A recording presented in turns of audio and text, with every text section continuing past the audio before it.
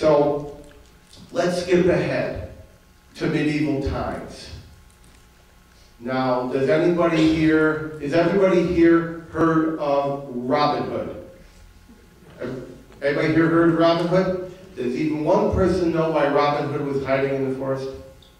Anybody? Why was Robin Hood hiding in the forest? You don't know? Do you know? Do you know? For stealing the king's deer? Stealing the king's deer? No. Stealing wood. Using wood. Now, I've already told you that wood was the most precious commodity in the world. Without wood, there were no ships, there were no navies, there were no spears, there were no bows and arrows, there were no wagons, there were no wagon wheels, there was no smelting. And the king in England used and owned all the wood. It was against the law for a peasant in England to use wood. I'm talking about wood to cook, wood to make furniture, wood for any purpose. Now, are there any lawyers in this audience? Anyone claims to know law? Okay. Go back to Illinois State University, or to my alma mater that I almost graduated from in Chambana.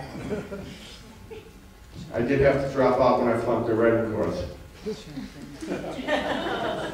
There isn't even one topic, there isn't even one book on this topic. Everyone here has heard of English civil law, correct? No one has heard of English forest law.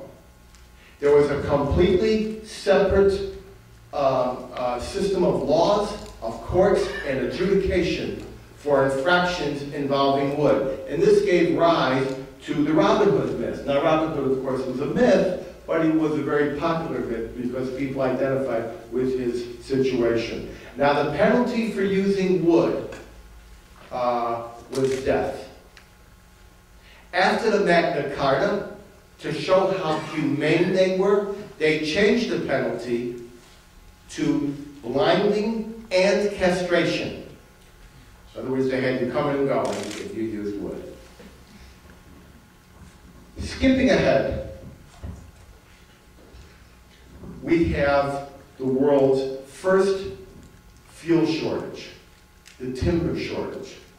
Now, why did the timber shortage occur? They ran out of forests, they had too many navies, too many ships, too much construction, too much beer, too much bread, too much industrialization, too much need for fuel. And then they came up with the first alternative fuel from wood. Who knows what that was? Charcoal. Who said that?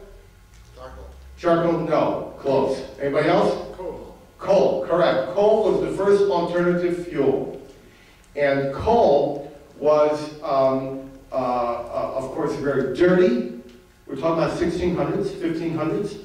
Coal was dirty, and coal caused cancer, and coal gave rise to the need for the first medical demographics and the first anti-pollution environmental movement. They were actually counting the number of people who died per mile closer to the smokestacks from cancer. The word smog arose. There were laws about how far and how close you could burn coal. There was a vibrant anti-pollution movement. So whenever anybody says to you there's a bunch of hippies out here protesting for the environment, it actually goes way back past the Vietnam War. It goes all the way back to just after Robin Hood.